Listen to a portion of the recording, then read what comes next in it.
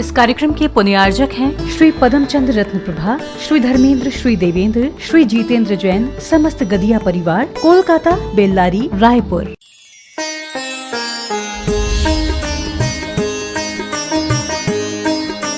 देवादिदेव 1008 आदिम तीर्थंकर श्री आदिनाथ भगवान की।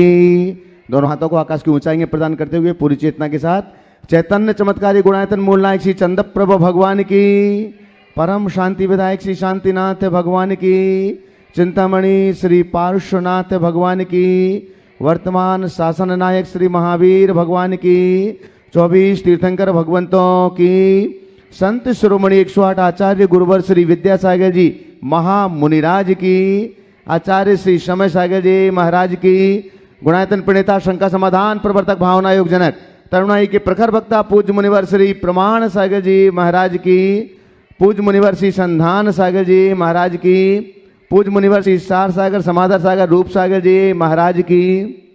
आइएगा बंधुओं, टीवी चैनल का सबसे लोकप्रिय कार्यक्रम सायंकालीन शंका समाधान के इस दिव्य सत्र को आप सभी लोग सम्मेद शिखर तीर्थराज की पावन धराधाम पर स्थित गुणायतन के दिव्य परिसर से देख और सुन रहे हैं। जो लोग यहाँ पर उपस्थित हैं आप सभी का, तथा जो लोग इस समय Paras channel, Janvani channel, Adinath channel और प्रामाणिक ऐप के माध्यम से देश और दुनिया में अपने घरों पर बैठ करके इस लोकप्रिय कार्यक्रम को देख और सुन रहे हैं, आप सभी का भी गुणायतन परिवार एवं श्री सेवायतन परिवार हार्दिक हार्दिक स्वागत एवं अभिनंदन करता है।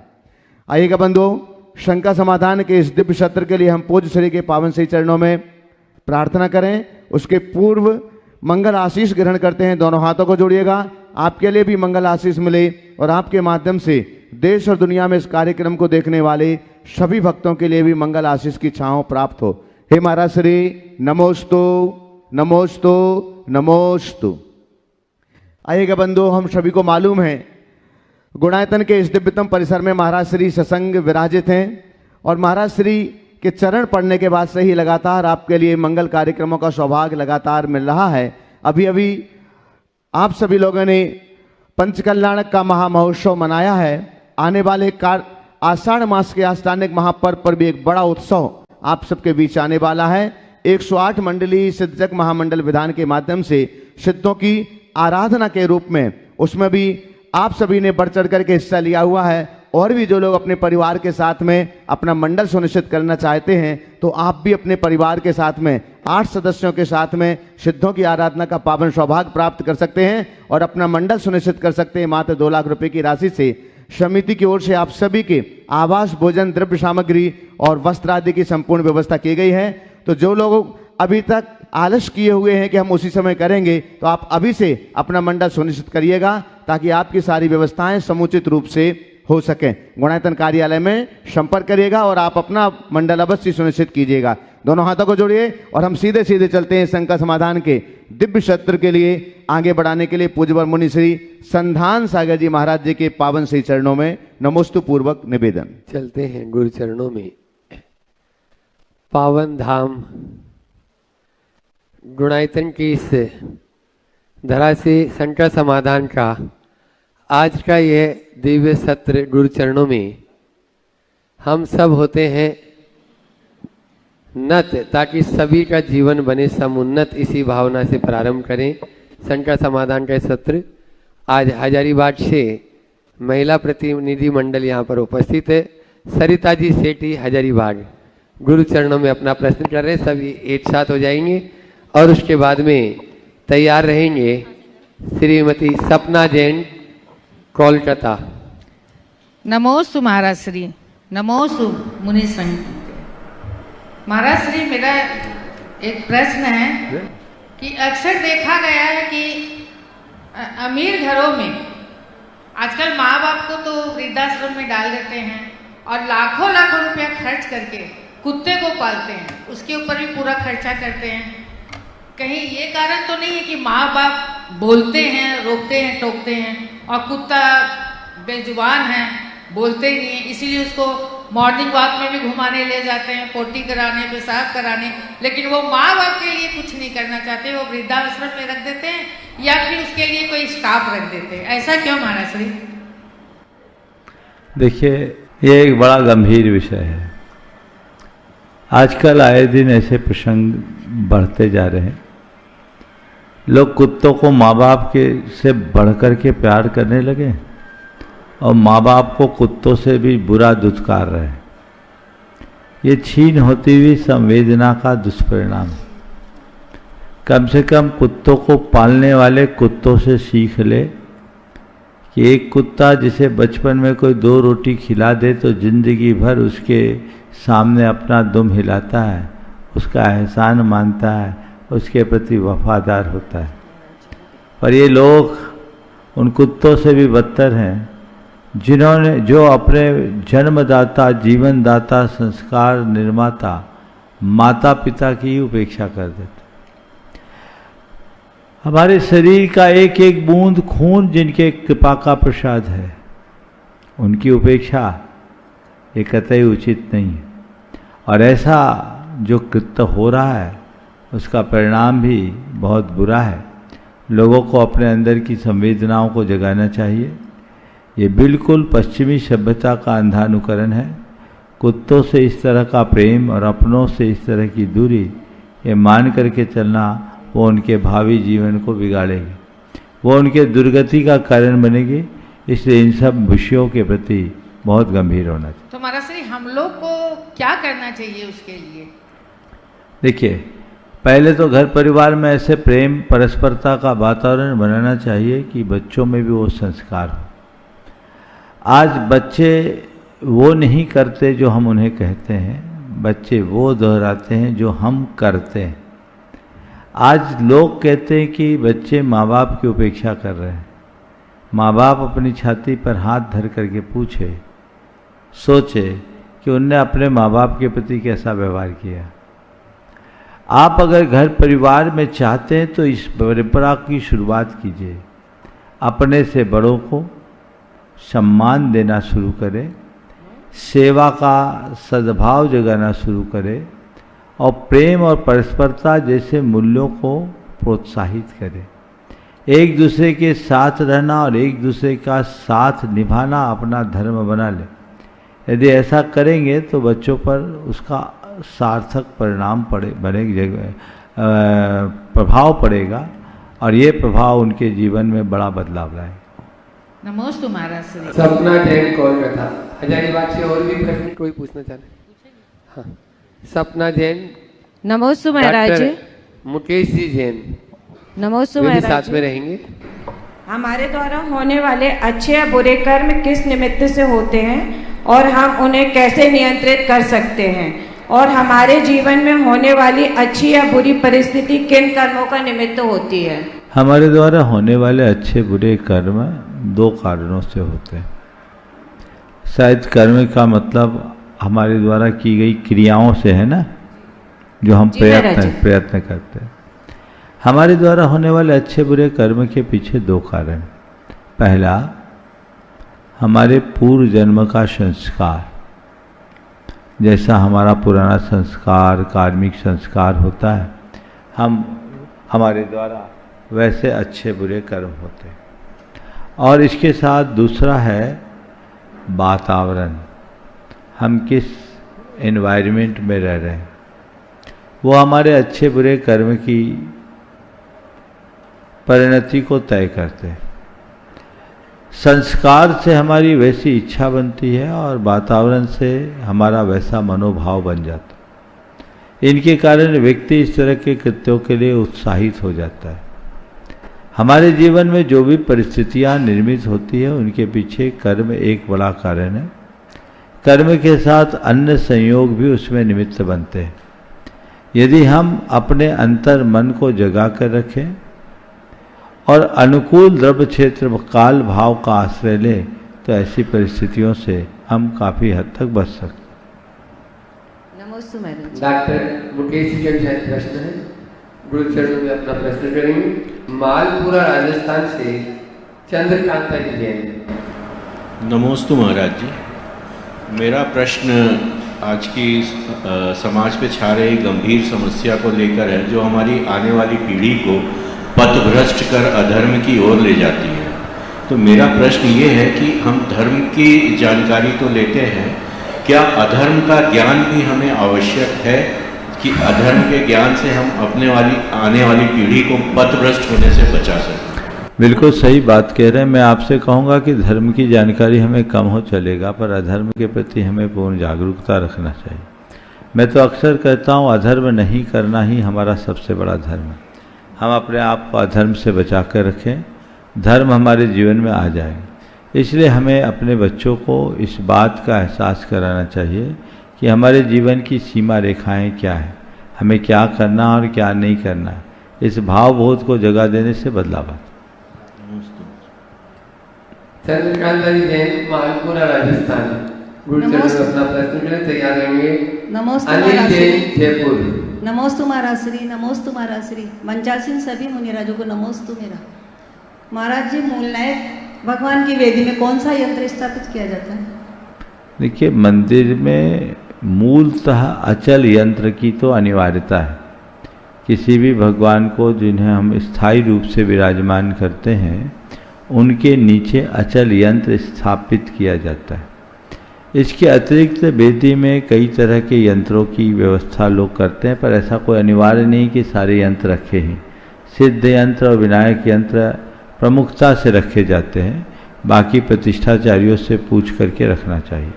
कुछ लोग जो मूल नायक हैं, उन मूल नायक से संबंधित यंत्र भी रखने लगे हैं। 24 तीर्थंकरों के अलग अलग 24 यंत्र भी निष्पन्न हो गए हैं, तो लोग उनको भी रखने लगे। तो ये विधि विधान के ज्ञाताओं से परामर्श लेकर के तय करना चाहिए। नमस्ते महाराज। अनिल जी जैन, जयपुर, राजस्थान। तैयार रहेंगे। गुणाईचंद ट्रस्टी, फरीदाबाद से नेमिचंद जी जैन। नमस्तु गुरुदेव, नमस्तु गुरुदेव, नमस्तु।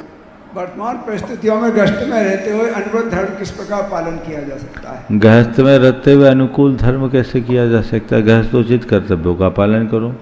प्रथम चरण में देव पूजा, गुरुपास्ति, स्वाध्याय, संयम, तप और दान, ये जो 6 आवश्यक है, इनका दृढ़ता से पालन करो। अष्टमूल गुणों को अच्छे से निभाएं। फिर आगे बढ़ते हुए व्रत संयम के क्षेत्र में बढ़ें। 12 व्रत का अभ्यास करें, 5 अनुव्रत, 3 गुणव्रत, 4 शिक्षा व्रत का पालन करें और स्वाकोचित कर्तव्यों को पूरा करते हुए आगे बढ़े। गृहस्थ धर्म पल गया। गुणाईचंद ट्रस्टी, फरीदाबाद से नेमिचंद जी जैन। गुरुचरणों में अपना प्रश्न कर रहे हैं। नमस्ते। तैयार रहेंगे। सो ज्योति नंद कुमार जी काचलीवाल, संभाजी नगर, महाराष्ट्र। नमस्ते गुरुदेव। मंचासीन सभी साधुओं को, साधु परमेष्ठियों को मेरा और मेरे परिवार की तरफ से मन वचन गाय से कोट अनकोट नमस्तु। भगवान, मैंने स्वाध्याय के बीच में कई बार लोगों को, जो थोड़ा अभी नए स्वाध्यायी हैं, तो स्वचतुष्टय और अनंत चतुष्टय में वो क्लैरिफिकेशन नहीं कर पाते, और मैं उनको थोड़ा सा जैसे अपने हिसाब से कोई कोशिश करी, पर मेरे को भी थोड़ा उतना मैं क्लैरिफाई एक्सप्लेनेशन नहीं कर पाया। तो मैं आपके मुखारबिंद से ये मतलब निवेदन करूँगा कि जिससे कि सभी लोगों को और मेरे को भी क्लियर हो जाए कि स्वचतुष्टय और अनंत चतुष्टय में किस प्रकार से अंतर। स्वचतुष्टय और अनंत चतुष्टय में अंतर पूछे। पहले स्वचतुष्टय और पर चतुष्टय को जान लें। बेहतर हो ये मध्याह्न की कक्षा में सवाल करते तो ज़्यादा उपयोगी होता, क्योंकि ये विषय बड़ा गूढ़ है। फिर भी मैं आपको समझाता हूँ। जैन धर्म के अनुसार प्रत्येक वस्तु परस्पर विरुद्ध अनंत धर्म स्वभावी है। हर वस्तु में परस्पर विरोधी अनंत गुण धर्म है। जो चीज़ें हमें जिस रूप में दिखती है वैसी ही, ऐसा नहीं है। एक उसका विधि पक्ष है और दूसरा एक निषेध पक्ष है। जैसे आप एक पुरुष हैं, ये आपका विधि पक्ष है, लेकिन आप स्त्री नहीं हैं, ये आपका निषेध पक्ष है। जब हम आपको देख रहे हैं तो हम जान रहे हैं कि आप पुरुष हैं, स्त्री नहीं। लेकिन जब हम आपके विषय में कोई चर्चा करें और जानना चाहें तो हमें सब दृष्टि को अपनाना पड़ेगा। जैन पद्धति में द्रव्य, क्षेत्र, काल और भाव के आश्रय से तत्वों का प्रतिपादन किया जाता है। तो इसे हम एकदम बोलचाल की भाषा में द्रव्य, क्षेत्र, काल, भाव क्या है, विधि और निषेध पक्ष दोनों को ले तो चीज़ें स्पष्ट हो जाएगी। जो विधि पक्ष है वह स्वचतुष्ट है और निषेध पक्ष है वह पर चतुष्टय कहलाएगा। जैसे आप एक नेमिचंद जैन नाम के व्यक्ति हैं, ये आपका अस्तित्व है जो स्वद्रव्य को बता रहा है। पर नेमी चंद है, निर्मल चंद नहीं है। ठीक है। क्षेत्र आप शिखरजी में हैं, फरीदाबाद में नहीं है। काल आप 70 वर्ष के हैं, 60 वर्ष के नहीं हैं। भाव आप ऊर्जावान हैं, निस्सत्व नहीं। आ गया द्रव क्षेत्र काल भाव। तो ये विधि और निषेध पक्ष दोनों को रखकर जो विधि पक्ष है वह स्वचतुष्टय कहलाता है और निषेध पक्ष है वो परचतुष्टय कहलाता है। इसमें एक को मुख्य एक को गौण करके तत्व का प्रतिपादन किया जाता है, जिसे शाद्वाद पद्धति से जाना जाता है। इसके अलावा आपने अनंत चतुष्टय की बात की।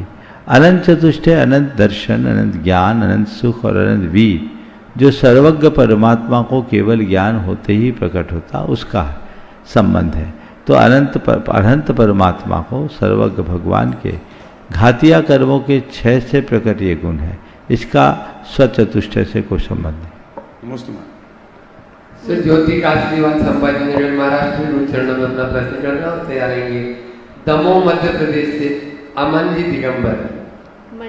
मंचासीन सभी मुनि महाराज के चरणों में पंच महाराज के चरणों में मेरा मन से वचन से काय से कोटि कोटि प्रणाम। नमस्ते महाराज जी, नमस्ते महाराज जी, नमस्ते महाराज जी। महाराज जी मेरा आज का प्रश्न है कि जो हम द्रव्य लेते हैं पूजा के लिए, वो द्रव्य लेने के बाद में हम गुल्लक में कभी पैसे डालते हैं या कभी भूल जाते हैं, तो उसका हमें कोई दोष लगता है क्या? इसका एक ही उपाय है, हर महीने में या हर साल में इकट्ठा कैलकुलेशन करके डाल दिया करो, जितना हमने उपयोग किया उससे ज़्यादा हिसाब बराबर हो जाए। महाराज जी अमन दिगंबर दमोह से। दिगंबर परिवार दमोह और एवं उसके बाद में तैयार रहेंगे अनिमेश जी गोमिया। करे दिगंबर परिवार दमोह एवं जबलपुर से। नमोस्तु महाराज जी। महाराज जी मेरा प्रश्न जो है वो कर्म एवं सिद्धांत पे है। महाराज जी क्या हमारे साथ होने वाली हर अच्छी बुरी घटना हमारे पिछले कर्मों का सजा फल है या वर्तमान के प्रयासों का भी इसमें योगदान है? देखिए हमारे जीवन में जो घटित घटनाएं हैं उनमें कर्मों की भूमिका है, लेकिन सब कुछ कर्मों पर ही निर्भर है ऐसा कहना ठीक नहीं। कर्म के साथ अन्य अनेक संयोग होते हैं। वर्तमान का वातावरण, हमारी खुद की भावनाएं, वैसा द्रव्य क्षेत्र काल भाव, वह भी उसमें कारण बनता है। इसलिए सब चीज़ों को एकांत से कर्म से जोड़ना ठीक नहीं। दोनों को हमारे आज के कर्म मतलब पिछले कर्मों को काट सकते हैं ना महाराज? बिल्कुल काट सकते हैं। नमोस्तु महाराज। कोलकाता। गुरुदेव के चरणों में मेरा और मेरे परिवार की ओर से नमोस्तु नमोस्तु नमोस्तु। सभी महाराज जी के चरणों में नमोस्तु। गुरुदेव मेरा प्रश्न ये है कि एक बच्चा कीचड़ में गिरा हुआ है और एक बच्चा कमल बनने निकला है, तो महाराज श्री मैं ये देखता हूँ कि हमें अगर अपने लाइफ में कुछ भी बड़ा अचीव करना रहता है तो हमें घर परिवार ही छोड़ना, अपने माता पिता को छोड़ना महत्वपूर्ण क्यों माना जाता है? क्यों उनको छोड़ना पड़ता है? या उनके साथ रह करके हम बड़ी चीज़ों को हासिल नहीं कर पाते? देखिए ये कोई ज़रूरी नहीं कि बड़ी चीज़ों को हासिल करने के लिए घर परिवार को छोड़ना ही पड़े, लेकिन बात इतनी सी है कि बीज को वृक्ष बनने के लिए मिट्टी से ऊपर उठना पड़ता है। वो अंकुरित होता है तो मिट्टी को फोड़कर बाहर निकलता है। बाहर निकलता है तो खुली हवा और सूर्य के प्रकाश में उसे खुलने खिलने का मौका मिलता है। अब बीज मिट्टी के मोह में, मिट्टी में पड़े रहे तो मिट्टी में मिल जाएगा। खिलना और खुलना है तो बाहर तो निकलना ही पड़ेगा। तो जब हम बाहर निकलते हैं, और बाहर निकलते भी एक बात है, बीज की तरह अपनी जड़ से जुड़े रहते हैं, मिट्टी से जुड़े रहते हैं, तो स्थायी रूप से प्रगति करते हैं। कई लोग घर से बाहर निकलने के चक्कर में घर को ही भूल देते हैं, वो कहीं के नहीं रहते, न घर के न घाट के। तो आगे बढ़ने के लिए बाहर निकलो, लेकिन जड़ को जोड़ के रखो तो आगे बढ़ पाओगे, अन्यथा जहाँ के तहाँ अटक जाओ। नमोस्तु गुरुदेव। अर्चना जी बेनड़ा कोलकाता गुरु चरणों में अपना प्रश्न कर रहे हैं। और अब मैं उस टीम को बुला रहा हूँ अभी नहीं, जो अभी नहीं। हाँ, ब्रह्मचारिणी सुनीता दीदी बासा शिरोमणि संरक्षक गुणायतन। नमोस्तु महाराज जी। महाराज जी, मित्र कैसा होना चाहिए ये तो सब बोलते हैं और हम लोग भी सोच समझ के मित्र बनाते हैं, लेकिन कोई ये क्यों नहीं बताते कि हमें कैसे शत्रुता से बचना चाहिए। शत्रुता नहीं हो किसी के भी साथ, क्योंकि देखने में आता है अधिकतर शत्रुता एक तरफा होता है। पारसनाथ भगवान और कमट का जीव, सुकुमाल मुनि और सियाल का जीव, श्रेणिक और कुनिक का, तो इस शत्रुता से हम कैसे बचे महाराज जी? बहुत अच्छा सवाल है। मित्रता के बारे में लोग सोचते हैं पर शत्रुता से बचने की बात पर बहुत कम ध्यान दे पाते हैं। हम शत्रुता से बच सकते हैं यदि अपने मन में प्रतिक्रमण का भाव रखें और दूसरों के दोषों को माफ़ करने की शक्ति अपने भीतर विकसित करें। आज ही मध्याह्न में स्वाध्याय के समय ये बात आ रही थी कि तीव्र कषाय और मंद कषाय क्या है। जो बैर बांध कर रखता है, अपने बैर को नहीं छोड़ता, वो तीव्र कषाय। जिसके अंदर गुणग्राहिता नहीं है वे सब तीव्र कषाय। हम मंद कषाय भाव को जगाएं, बैर मुक्त जीवन जीने का प्रयास करें, चीज़ों को नज़रअंदाज करने की क्षमता विकसित करें और कुछ बातों को बर्दाश्त करने की शक्ति विकसित करें। यदि हम चीज़ों को बर्दाश्त करने की और नज़रअंदाज करने की क्षमता विकसित कर लेते हैं तो हम बैर, विरोध और विद्वेष तीनों से बच सकते हैं और तभी हमारा जीवन का पथ भी प्रशस्त होगा। नमोस्तु महाराज जी। ब्रह्मचारिणी सुनीता दीदी बासा शिरोमणि संरक्षक गुणायतन तैयार रहेंगे। गुणायतन ट्रस्टी हजारीबाग से सुनील जी अजमेरा। गुरुवर के चरणों में नमोस्तु, सभी मुनिराजों के चरणों में नमोस्तु। महाराज जी, जब भी स्वाध्याय करते हैं तो स्वाध्याय में आपके साथ बिहार में भी स्वाध्याय किया तो उसमें एक ही बात की मुख्यता रहती है कि मन को मोड़ो। मन को मोड़ो तो जीवन में उच्च कोटि का परिवर्तन आ सकता है। तो मन को जब स्वाध्याय सुनते तब तो लगता है कि संसार का सार यही है, लेकिन जब 10-5 लोगों में बैठ जाओ और कुछ बातें करने लगो तो फिर वो स्वाध्याय पता नहीं कहाँ विलीन हो जाता है। तो उसका क्या करना चाहिए? यही संस्कार है, इसी संस्कार को जीतना है। जो बातें हम स्वाध्याय में करते उसको बार बार दोहराओ और जब मन इधर उधर भागने लगे तो वापस मन को मोड़ो अपने स्वाध्याय में सीखी हुई बातों के साथ। स्वाध्याय का असर हम पर दीर्घकालिक इसलिए नहीं पड़ता क्योंकि हम एक बार सुनते और सुन के रह जाते हैं। हमें चाहिए कि न केवल हम एक बार सुन करके उसको बार बार दोहराएं, उसे अपने चिंतन का अंग बनाए तो हमारा रास्ता प्रशस्त हो। नमस्ते।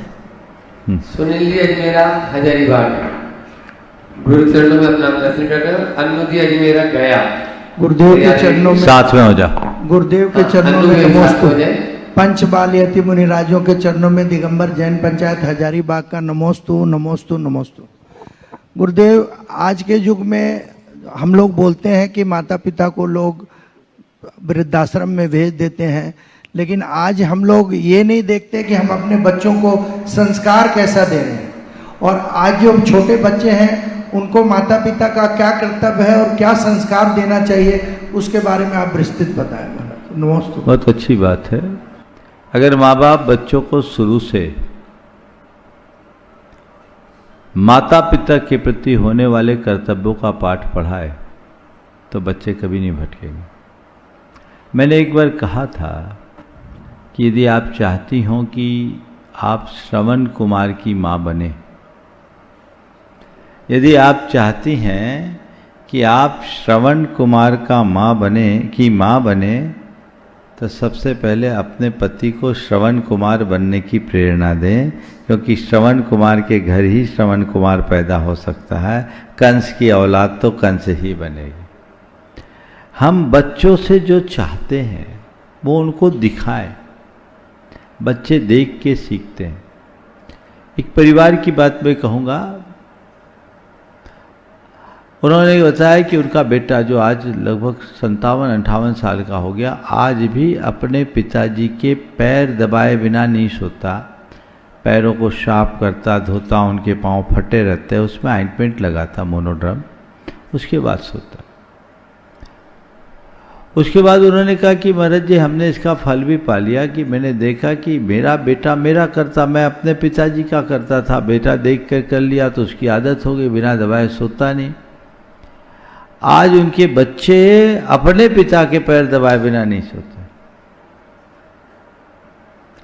तो पीढ़ियां वही दोहराती है जो हम उन्हें सिखाते हैं, जो हमारे आचरण और व्यवहार से दिखते हैं। घर परिवार में अब सारे संबंध हमारे औपचारिक होते जा रहे हैं, तो जब संबंध महज औपचारिक होंगे तो इस तरह की स्थितियां बनेगी। इसलिए हमें चाहिए कि हम उनको संस्कारों से आपूरित करें, संस्कारों से भरे, जिससे जीवन का पथ प्रशस्त अर्जुन जी मेरा गया हो गया। प्रश्न है हाँ, उसके बाद में तैयार रहेंगे गुणाचंद ट्रस्टी जी, कपूर चंद जी, कोटा राजस्थान। नमस्ते गुरुदेव।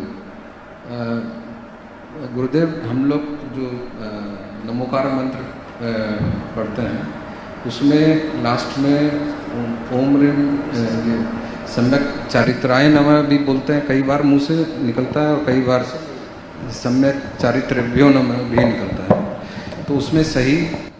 दोनों सही है, एक वचन है, एक बहुवचन है, कोई बुराई नहीं। ओम सम्यक दर्शनाय नमः, ओम सम्यक ज्ञानाय नमः, ओम सम्यक चारित्राय नमः बोल सकते हैं, या ओम सम्यक दर्शन ज्ञान चारित्रेभ्य नमः बोल सकते हैं, या ओम सम्यक तभ्य नमः, ओम सम्यक ज्ञानेभ्य नमः, ओम सम्यक चारित्रेभ्य नमः कह सकते हैं। बहुमान के अर्थ में बहुवचन का प्रयोग किया जा सकता है। गुरुदेव आजकल लोग घर के मुख्य द्वार पर नमोकार मंत्र की वो लिखी हुई कोई बुराई नहीं लगा देते हैं, उसमें कोई दोष तो नहीं? लगाना चाहिए, उससे नकारात्मकता खत्म होती है। नमस्ते। कपूर चंद जी कोटा राजस्थान, कुछ चरणों में अपना प्रश्न कर रहे हो, तैयार रहेंगे प्रदीप जी पांड्या, कुछ आमद जयपुर। मंच पर विराजन समस्त पंचपालित मुनिराजों को नमोस्तु नमोस्तु नमोस्तु। गुरुदेव हम अपने आत्मों के अनुसार चलने में इतनी गलतियां नहीं करते हैं जितनी दुनिया की ख्याल और लिहाज रखने में करते हैं। फिर से बोलो। हम अपनी आत्मों के अनुसार इतनी गलतियां नहीं करते हैं जितनी हम दुनिया के लिहाज और ख्याल रखने में करते हैं। बिल्कुल ठीक बात कह रहे हैं। हम अपनी आदतों की अपेक्षा कम दुनिया के लिहाज और ख्याल के चक्कर में ज़्यादा, क्योंकि हम खुद को कम दूसरों को ज़्यादा देखते हैं, और यही हमारे जीवन की एक बड़ी भूल है। हम अपने असल ज़िंदगी में देखें, हम वैसा नहीं जीते जैसा हम होते हैं, हम वैसा जीते हैं जैसा दूसरों के बीच हम दिखना चाहते हैं। संत कहते हैं दूसरों के बीच जैसा तुम दिखना चाहते हो वैसा जीने की अपेक्षा तुम वैसा जियो जैसा तुम हो या जैसा तुम बनना चाहते हो। जो हम बनना चाहते हैं अगर वैसा जिएंगे तो ये कमियां नहीं होंगी, पर जो जैसा हम दिखना चाहते हैं वैसा जिएंगे तो ऐसी कमियों को हम दोहराते रहेंगे। अपने जीवन में एक मोड़ लाने की बड़ी आवश्यकता है, तभी हम अपने जीवन में व्यापक बदलाव घटित कर सकें। नमस्ते गुरुदेव। कुचामन से प्रदीप जी पांड्या, गुरु चरणों में अपना प्रश्न करें और तैयार रहेंगे कार्याध्यक्ष एनसीजे दिल्ली। नमोस्तु गुरुदेव। नमोस्तु गुरुदेव। समस्त संघ को मेरा बारंबार नमोस्तु। महाराज जी मेरा प्रश्न है कि किसी भी, चाहे वो स्त्री हो या पुरुष हो, हम लोग देखते हैं तो कहीं ना कहीं से अट्रैक्शन तो होता है। तो इस अट्रैक्शन से हमें कोई तरह का कोई पाप लग जाता है या कुछ ऐसा हमें हो जाता है कि भाई ये गलत काम कर दिया आपने, और मन में फीलिंग भी बाद में आती है कि भाई क्यों। देखो, आकर्षण हर वस्तु में, हर व्यक्ति में। किसी के प्रति आकर्षित होना उतना बुरा नहीं है जितना कि आकर्षित होने के साथ आसक्त हो जाना। जी। तो देखो, आकर्षण है या आसक्ति। अट्रैक्शन होना और इंडल्ज होना दोनों में बड़ा अंतर है। कोई खूबसूरत व्यक्ति या खूबसूरत चीज है, अपनी ओर आकर्षित कर रही है, होने दीजिए, उसे देखिए, लेकिन उसमें इष्टानिष्ट संकल्प मत रखिए। उसके साथ अच्छे बुरे का भाव मत जोड़िए, तो कोई बुराई नहीं है। और यदि भाव आ जाए तो? बता रहा हूं, लेकिन होता ये कि चीज़ें जब आती है तो व्यक्ति चीज़ों से आकर्षित नहीं होते, चीज़ों में उलझ जाते हैं और ये उलझाव हमारे जीवन के भटकाव का कारण बनती है। अट्रैक्शन से अफेक्शन भी होता है और फिर व्यक्ति भटक भी जाता है। तो उससे अगर कभी ऐसा हो तो अपनी निंदा गढ़ा करके अपने आप को स्थिर बनाने का प्रयास करना चाहिए। हर उम्र के व्यक्ति के जीवन में इस तरह की घटनाएं आ जाती हैं। प्रथम चरण में ये देखना चाहिए कि मेरा जो आकर्षण है वो मर्यादा के भीतर है या मर्यादा से बाहर। यदि मर्यादा के भीतर तक है तब तो कोई चिंता की बात नहीं। अगर वो मर्यादा की सीमा का उल्लंघन कर रही तो अपनी निंदा गहरा करके गुरुओं के समक्ष जाकर उनका निवेदन करना चाहिए और उससे मार्गदर्शन लेकर उससे बचने का रास्ता अपनाना चाहिए, प्रायश्चित करना चाहिए। इन्हें इग्नोर करेंगे तो भटक जाएंगे। इसलिए आकर्षण हो पर आकर्षण से उलझे नहीं, ये जागरूकता जरूरी है। जी महाराज, नमोस्तु महाराज, नमोस्तु महाराज। दिल्ली से अपने बीच में गुणायतन के कार्याध्यक्ष एनसी जैन साहब गुरु चरणों में अपना प्रश्न कर रहे हैं और तैयार रहेंगे गुणायतन के यशस्वी अध्यक्ष विनोद जी किरण जी काला कोलकाता। पांचों ऋषि राजों के चरणों में मेरा परिवार और समस्त मॉडल टाउन समाज का त्रय बार नमोस्तु। मुनिश्री, मेरा प्रश्न आज समाधि से है। आजकल समाधि मरण में श्रावक अंतिम घड़ियों में होता है, पता है कि 2 घंटे 3 घंटे 4 घंटे बाद वो जिंदा नहीं रहेगा, ऑक्सीजन पे है, फिर भी वो लोग उनको मुनिराजों के पास ले जाते हैं और कहीं समाधि मरण हो गया, समाधि मरण करा दिया। तो समाधि मरण के लिए क्या एक तो मुनि अवस्था होना जरूरी है या आजकल जो सब लोग जैसे ही बीमार होते हैं डॉक्टर जवाब दे देते हैं तो फिर महाराजों के पास ले जाते हैं इनका समाधि मरण करवा दें? तो वास्तविक स्थिति क्या है, सही स्थिति क्या है महाराज श्री? देखिए, समाधि मरण का मतलब क्या है? होश और जागरूकता के साथ आहार पानी को क्रमशः कम करते हुए, अपनी कसायों को मंद करते हुए, भेद विज्ञान के साथ देह परिवर्तन करना। चूँकि आजकल इस तरह के प्रसंग आते हैं, लोग गंभीर रूप से बीमार होते हैं, डॉक्टर जवाब दे देते हैं। उस गली में भी यदि कोई की समाधि मरण की बात हो तो उसे बुरा नहीं कहा जा सकता, बशर्ते वो विधि पूर्वक। जिस समय वो लेकर आए उस समय उनको होश होना चाहिए। होश की दशा में उनको धीरे धीरे नियम व्रत देकर उनकी मोह आसक्ति को खत्म करके, मेडिकल के सपोर्ट सिस्टम को हटाकर अंतरात्मा को जगाते हुए उनकी समाधि की प्रक्रिया की जा सकती है, करना भी चाहिए। लेकिन कई बार ऐसी स्थिति में तुरंत डॉक्टर ने जवाब दे दिया, थोड़ी थोड़ी सांसें बची है और उनके कपड़े उतार दिए, पीछे कमंडल बना दे, पकड़ा दिए, उनको मुनि महाराज बना दिए। ये चीज़ ठीक नहीं। उन्हें दीक्षित तभी करना चाहिए जब दीक्षा की घड़ी में वे अपने पाँवों के बल पर चर्या करने में समर्थ। आचार्य महाराज हमेशा कहते थे जिस समय दीक्षा दी जा रही है उस समय वो चलने लायक हो। चलकर अगर मुनि दीक्षा दे रहे तो खड़े होकर आहार लेने की स्थिति में, तब तो आप उनको दीक्षा दीजिए। क्षुल्लक दीक्षा, ऐलक दीक्षा, मुनि दीक्षा, आरिका दीक्षा, क्षुल्लिका दीक्षा तभी देना चाहिए। अगर ऐसी अवस्था नहीं है तो आप उनको 10 प्रतिमा तक के व्रत दे सकते हैं। गुरुदेव हमेशा ऐसा ही कहा करते थे। और 10 प्रतिमा के व्रत से भी बहुत कुछ काम हो सकता है। केवल कपड़े उतारने से मुनिपना नहीं होता, उनका होश होना चाहिए, जागरूकता होना चाहिए। होश और जागरूकता के साथ क्षमापना करते हुए व्रतों को अंगीकार करें तो रास्ता खुलता है। महाराज श्री मुनि श्री सौम्य सागर और निश्चल सागर जो अभी दिल्ली में विराजमान है, उन्होंने नमोस्तु भेजा है। और ठीक है, हाँ। महाराज श्री एक दुखद सूचना और मैं देना चाह रहा हूँ, बहुत ही ज़्यादा दुखद सूचना है। आज दोपहर में हमारे गुणायतन के शिरोमणि सदस्य श्री सुधीर जी पाटनी, इंदौर निवासी, उनका ऐसे में निधन हो गया। बड़ी दुखी की घटना है और उनका आपके प्रति और गुणायतन के प्रति बहुत लगाव था, आपके प्रति बहुत श्रद्धावान थे और वो गुणायतन में कुछ करना भी चाहते थे और उन्होंने कुछ उस प्रक्रिया को प्रारंभिक कर दिया था, ऐसी अवस्था में उनका चले जाना 55-56 साल की आयु में बड़ा दुखदाई प्रसंग है आज का हमारा श्री। तो मैं चाहूँगा मुनि श्री आपका एक बार आशीर्वाद उस परिवार को मिले और ऐसी घटना आपके संज्ञान में है तो ऐसी घटनाओं से कैसे बचें? देखिए, आज जो आपने जिस घटना का उल्लेख किया है, मध्याह्न में मेरी जानकारी में आया, मैं सुनकर स्तब्ध रह गया। ये एकदम स्तब्ध कर देने वाली घटना। सुधीर भाई को मैं जानता हूँ, बहुत ही ऊर्जावान, उत्साही, कर्मठ, लगनशील और समर्पित व्यक्तित्व के धनी थे। वे दोनों सपत्नीक मेरे पास अनेक बार आए। चातुर्मास में उनका बहुत ही अच्छा योगदान रहा, सहभागिता रही। शांति निकेतन में उनके घर में आहार भी हमारे हुए। बहुत उदार चित्त और मिलनसार व्यक्तित्व के प्रति प्रवृत्ति के धनी थे।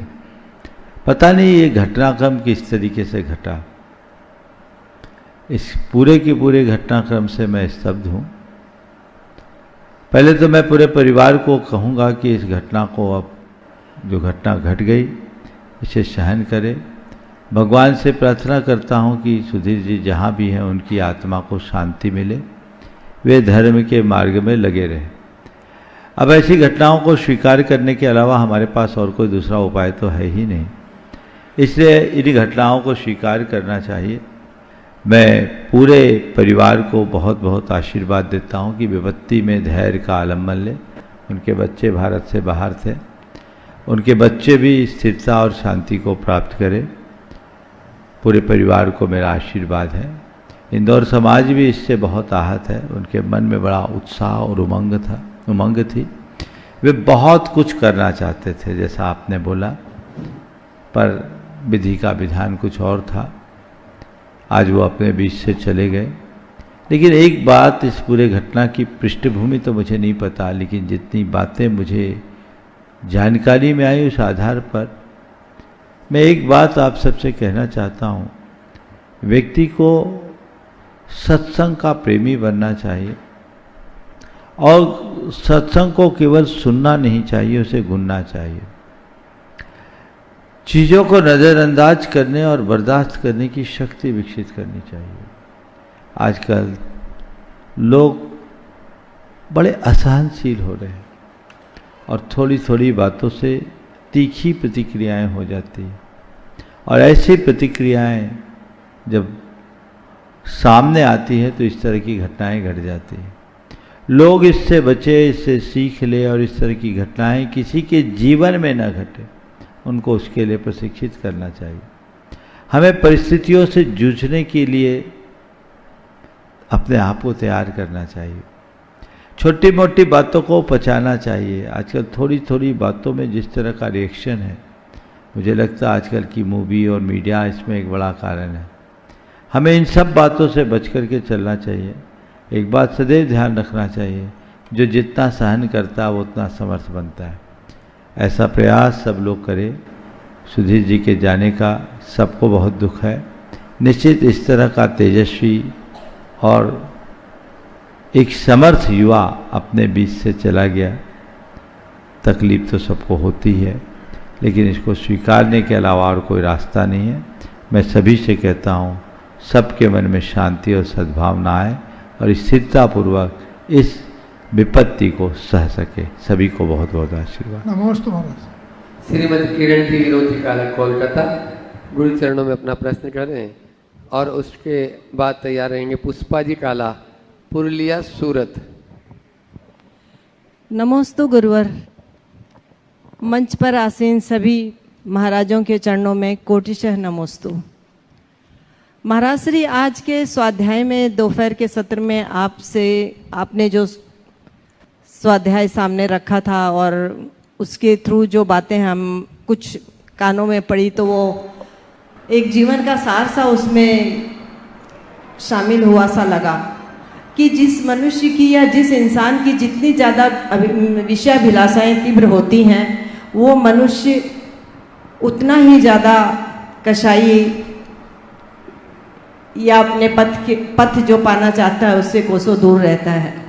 यह सच है महाराज श्री की जो जितना विषयाभिलाषी में तीव्रता होती है उतनी ही उसकी कषाएं भी तीव्र होती हैं।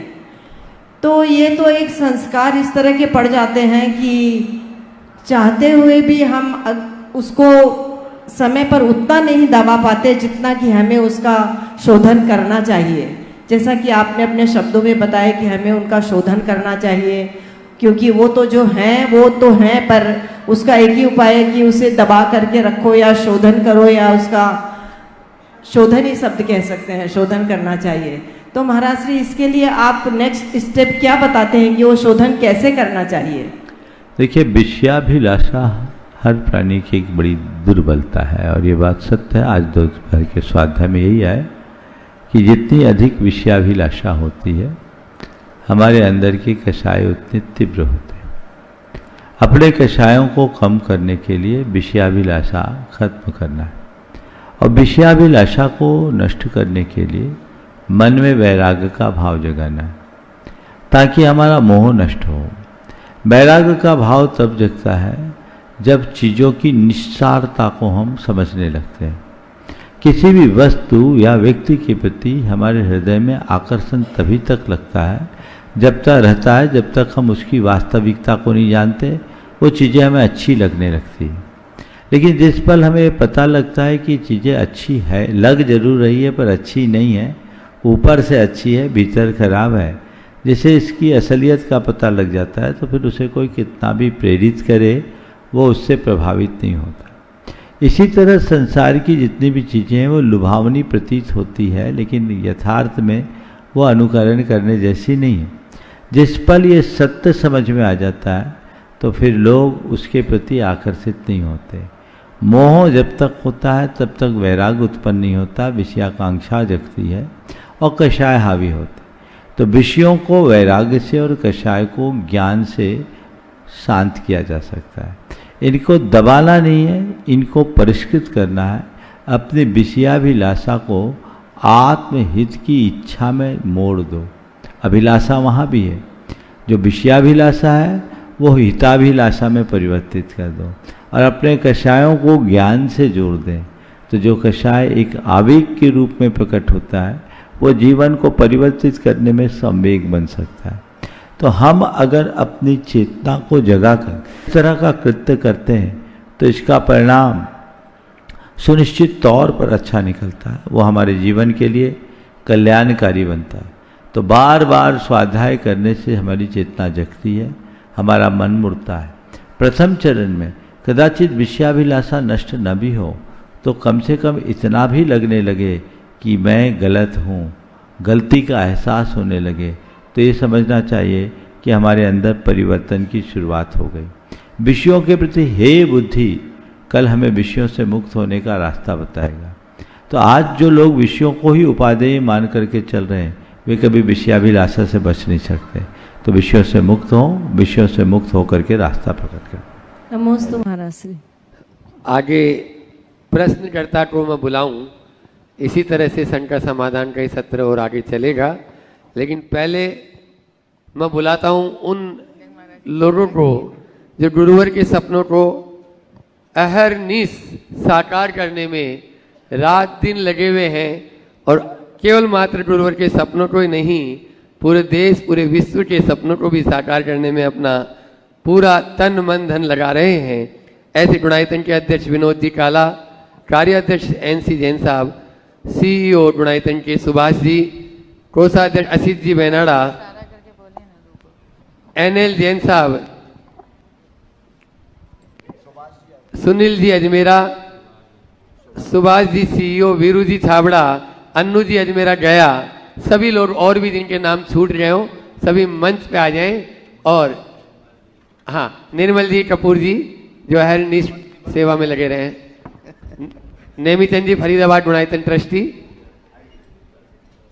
शिरोमणि संरक्षक सुनीता दीदी, शकुन दीदी, अर्चना जी आ जाए और माइक वहां तक इन तक पहुंचा दे।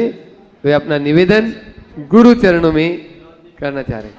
और मैं चाहूंगा सभी पूरा देश और विश्व एक बार और यहाँ उपस्थित सभी एक बार जोरदार ताली बजा दी इस पूरी टीम के लिए जो हर नीत लगे रहते हैं। और चाहूंगा विनोद जी अपनी बात प्रारंभ करें समय। पहले एक बार जयकारा ले ही लेते हैं। बोले संत शिरोमणि आचार्य श्री विद्यासागर जी महाराज की, परम पूज्य आचार्य श्री समय सागर जी महाराज की, परम पूज्य मुनि श्री प्रमाण सागर जी महाराज की, परम पूज्य मुनि श्री संधान सागर जी महाराज की, समस्त मुनि संघ की। महाराज श्री, हमारी टीम बड़ी स्ट्रांग है, एक गुणायतन टीम स्ट्रांग है और इतनी स्ट्रांग आप देख रहे हैं, सब के सब मुस्तैद एकदम तैयार हैं हम लोग। हमारी मीटिंग हुई आज, कोर कमेटी की मीटिंग हुई और कोर कमेटी ने डिसीजन लिया कि हम तैयार हैं महाराज, हम तैयार हैं महाराज। पंच कल्याण के लिए हम लोग तैयार हैं। बोलो ना, हम तैयार हैं। आप भी बोलिए, हम तैयार हैं। बस महाराज जी, एक काम तो आपके आशीर्वाद से ही हो सकता है। हम लोग तो केवल तैयार हो सकते हैं, तो आशीर्वाद तो आपका ही मिलना है। और एक और मैं महाराज जी सबको ही बताना चाहता हूँ, पूरे देश को नहीं, पूरे विश्व को बताना चाहता हूँ कि देखिए, ये कार्य तब पूर्ण होगा, मैं कल भी बोला था, आज फिर बोल रहा हूँ, कार्य जब पूर्ण होगा जबकि हमारी फाइनेंशियल रिक्वायरमेंट्स मीट होंगी। इतने दिन तक हमने तकादा नहीं दिया, कुछ आपसे ज़बरदस्ती नहीं की, कुछ बोला नहीं, पर अब बोल रहे हैं, दिल से बोल रहे हैं, दिल के कोने कोने से बोल रहे हैं। एक ही बात बोल रहे हैं कि हमें सख्त ज़रूरत है और हम चाहते हैं कि आपने जो भी राशि किसी भी पक्ष में किसी को आपने कमिट की है गुणायतन को, तो बिना देर किए इस राशि को हमें भिजाने की कोशिश करें। बैंक का अकाउंट आपके पास, सबके पास डिटेल्स हैं। तुरंत आइए, इसे निर्माल्य मत बनने दीजिए, इसे हमें जरूर अभी भेजिए ताकि हम अपने काम में आगे बढ़ सकें, जोर से बढ़ सकें, जल्दी बढ़ सकें। महाशी आपसे बस, महाशी दिल से बोल रहे हैं, महाशी हम सब बोल रहे हैं ना भाई, बोल रहे हैं महाशी, सबके सब बोल रहे हैं कि हम तैयार हैं महाशी, अब आपका मार्गदर्शन चाहिए। ओम, आप लोग तैयार हो, हम भी तैयार, लेकिन गुणायतन अभी तैयार नहीं दिख रहा है। आप हम तैयार हों, पर इसका मज़ा तभी है जब गुणायतन तैयार हो। तो पहले तो मैं पूरी कमेटी से कहूँगा कि गुणायतन को अब जल्दी तैयार कीजिए। हालांकि आप लोग लगे हैं और मैं देख भी रहा हूँ, काम बहुत तीव्र गति से चल रहा है, पर फाइन ट्यून में है, फिनिशिंग का काम है, थोड़ा वक्त तो लेता ही है। और इसे थोड़ी जल्दीबाजी करोगे तो उसका परिणाम भी ठीक नहीं रहेगा। तो इस विषय में सभी को धैर्य तो रखना ही होगा, लेकिन हाँ, इतना ध्यान रखना है कि समय रहते सब काम पूरा हो जाए। जो आप लोगों ने आज संकल्प लिए हैं, भाव हैं, कल भी आप लोग समीक्षा करेंगे, उन सबको पूरा कीजिए। पंचकल्याणक में अभी वक्त है, अभी मुझे नहीं लगता कि हम पंचकल्याणक के लिए कुछ कहें, जल्दबाजी हो जाएगी। लेकिन पंचकल्याणक का भाव आपने प्रकट किया, तो एक पंचकल्याणक यहाँ का ड्यू है, वो आप लोग जरूर करा सकते हैं। हमने पिछले चातुर्मास में 108 जिन बिंब की स्थापना की बात की थी। देश भर के लोगों ने उसमें उत्साहित होकर अपनी ओर से भगवान विराजमान करने का सौभाग्य प्राप्त किया था। उद्देश्य था कि इन 108 जिन बिंब से जब भी सिद्ध चक्र विधान हो, उनकी आराधना हो सके अरहत प्रतिमा के रूप में। मुझे जानकारी मिली जिन बिंब तैयार है और पावन धाम का मंदिर भी पूरा बन करके तैयार है। भगवान तो विराजमान हो गए, वहाँ 2 जिन बिंब और विराजमान होने, कलशारोहण भी होना है। तो जब पंचकल्याणक हो तो हो, आप लोग चाहें, हमने भैया जी से बात भी की है, उन्होंने तिथि भी देख ली है, तो एक अवसर लोगों को मिल जाए, बड़े पंचकल्याणक के पूर्व, गुणायतन मंदिर के पंचकल्याणक से पूर्व गुणायतन में एक गुणायतन का पंचकल्याणक जो उसका रिहर्सल हो, उसके लिए तिथि अभी देख ली गई है। बहुत अच्छा मुहूर्त है। उस शुभ मुहूर्त में एक लाभ आप लोगों को अभी मिल सकता, अभी सिंगापुर के निमित्त मिला, एक दूसरा लाभ आपको मिल सकता है। भैया जी उसकी जानकारी आपको दें। आइएगा बंधु, जैसे कि आप सभी ने निवेदन किया हुआ है और आपका निवेदन तो लगातार आपके पुण्य को बढ़ा ही रहा है, और जल्दी से आप जिस निवेदन के लिए प्रार्थना कर रहे हैं, आशीर्वाद चाहते हैं, वह भी आपके लिए मिलेगा ही मिलेगा। लेकिन उसके पूर्व आप लोगों के लिए सौभाग्य मिल रहा है 108 जिनबिंब की प्रतिष्ठा होना है और वो पावन धाम में स्थापित होंगे। और बंधु वो बड़ा सौभाग्य है क्योंकि वे 108 जिनबिंब वे हैं जिनको हमेशा विराजित करके सिद्धों की आराधना का सौभाग्य आप सबको लोगों के लिए मिलेगा। और महाराज श्री के पावन श्री चरणों में प्रार्थना की गई है कि ये छोटे छोटे अभी रिहर्सल के रूप में बड़े पंच कल्याणक के लिए, और उसके लिए 25 जून से 30 जून तक की तिथि सुनिश्चित की गई है। 6 दिवसीय पंच कल्याणक प्रतिष्ठा महामहोत्सव, गुरुदेव का 6 दिवसीय पंच कल्याणक प्रतिष्ठा महामहोत्सव का यह आयोजन इसी गुणायतन के परिसर से संपन्न होगा।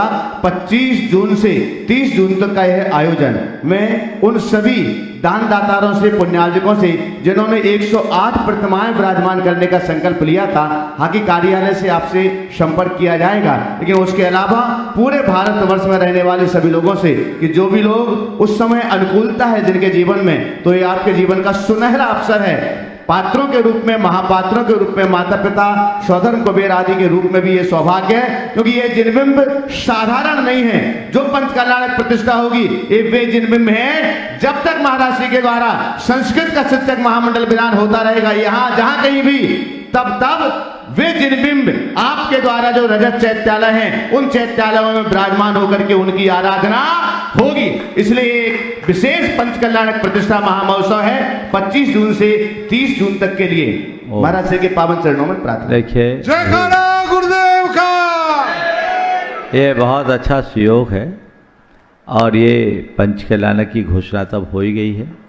सभी को मौका है, जिन्हें 108 जिनबिंब में विराजमान करने का सौभाग्य मिल रहा वो भी आए।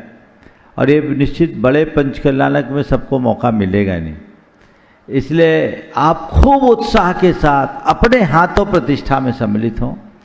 जो उसका सौभाग्य नहीं ले पाए वो भी पंच कल्याणक में आ जाए, उनको ये लाभ मिलेगा पात्र बनने का भी।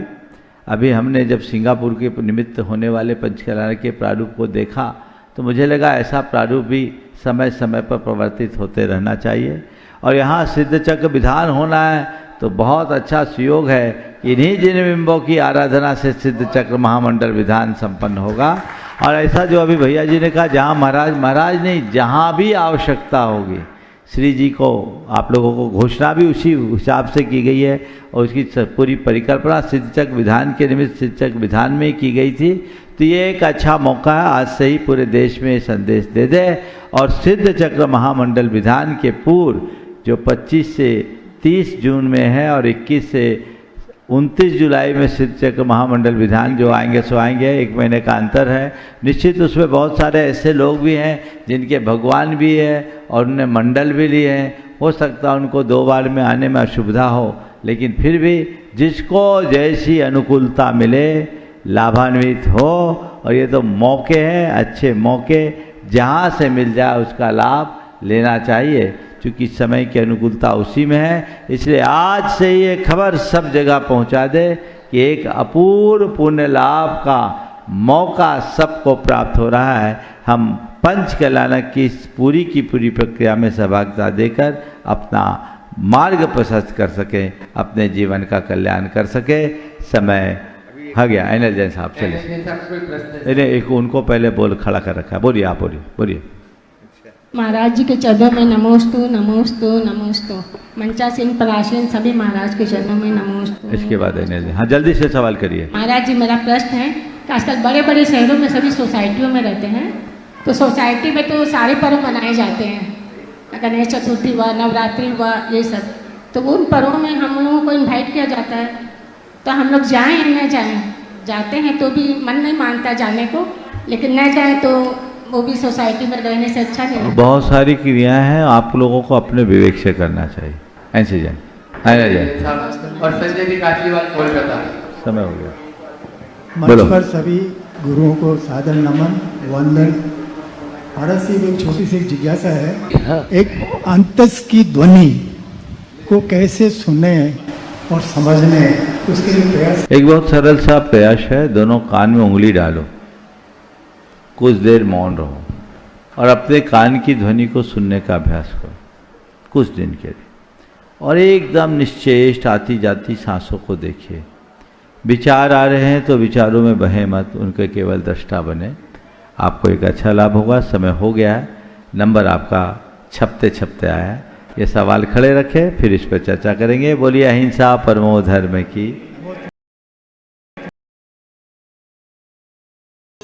इस कार्यक्रम के पुण्यार्जक थे श्री पदमचंद रत्न प्रभा, श्री धर्मेंद्र, श्री देवेंद्र, श्री जीतेंद्र जैन, समस्त गदिया परिवार, कोलकाता, बेल्लारी, रायपुर।